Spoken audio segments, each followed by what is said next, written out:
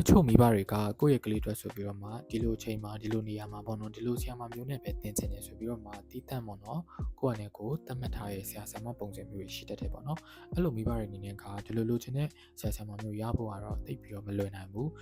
တစ်ခုမှတစ်ခုကတော့အခက်အခဲ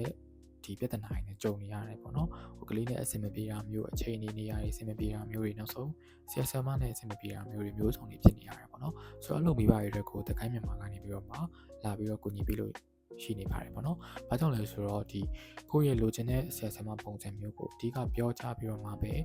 ဒီအဆင်ပြေနိုင်မယ့်ဆရာမမျိုးကိုရှာပေးတာဖြစ်တယ်ပေါ့နော်။တွေ့ရကိုခေါ်ပေးတာမျိုးမဟုတ်ဘဲနဲ့ဒီမိဘဘက်ကလိုချင်တဲ့ကလေးဘက်ကလိုချင်တဲ့အဆင်ပြေနိုင်မယ့်ဆရာဆရာမပုံစံမျိုးလေးကိုအတက်နိုင်ဆုံးပေါ့နော်။အညီညွတ်ဆုံးဖြစ်အောင်လုပ်ပြီးတော့မှပဲချိတ်ဆက်ပေးတာဖြစ်တဲ့အတွက်ကြောင့်မို့လို့မိဘတွေအနေနဲ့လည်းတိတ်ပြီးတော့မှကိုလိုချင်တဲ့ပုံစံမရမှာသိပြီးတော့ပူနေကြမလို့တော့ဖယ်နေတိကျအဆင်ပြေပြေနဲ့ရေရှည်လေးသွားလို့ရမှာဖြစ်ပါတယ်ဒါကြောင့်မလို့မိဘတွေအနေနဲ့လည်းကျောင်းသားတွေတက်ပေါ့နော်မိဘတွေဆရာဆရာမတွေခေါ်ချင်တယ်ဆိုလို့ရှိရင်လည်းလာရောက်ပြီးတော့မဆော်စမ်းမြင်လို့ရပါတယ်ခင်ဗျာ